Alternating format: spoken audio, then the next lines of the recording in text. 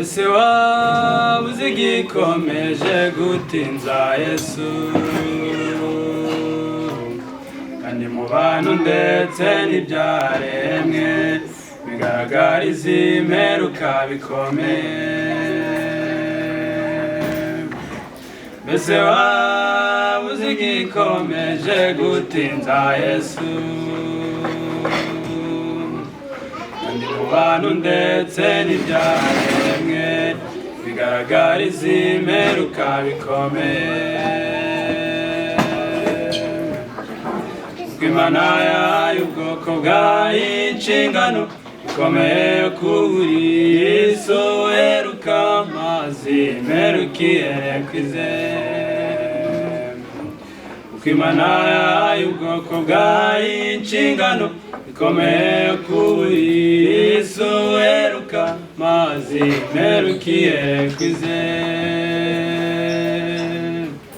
Ubutumwa bwa marayika wa gatatu uheruka buzabwirwa ukomeye n'uworoheje, ngaho nawe ugire mu ruhare.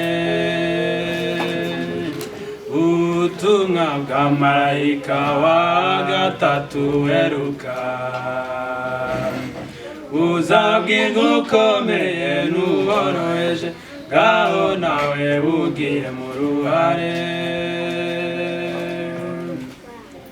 Uwizera wese akwiye gutekereza hera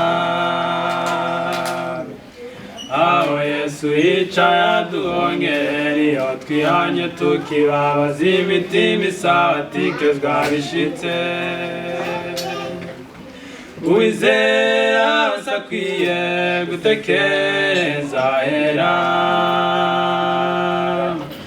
aho Yesu yicaye aduhongerera, iyo twihanye tukibabaza imitima isatikezwa bishitse.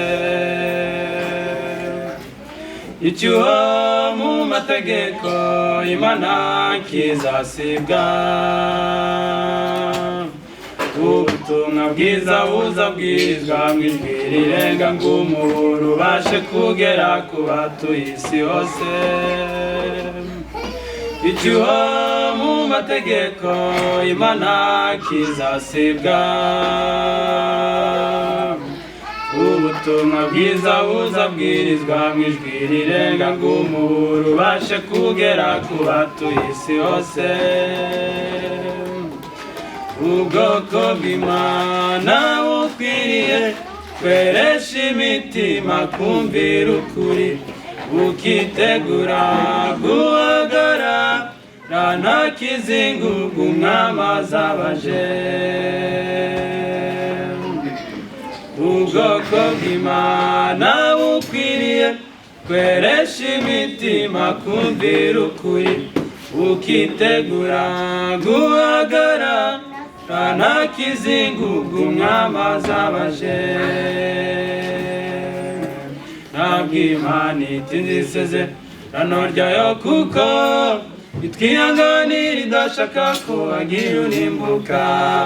Ntabwo Imana itinze isezerano ryayo, kuko itwihanganira idashaka ko hagira urimbuka. Itwihanganira idashaka ko hagira urimbuka.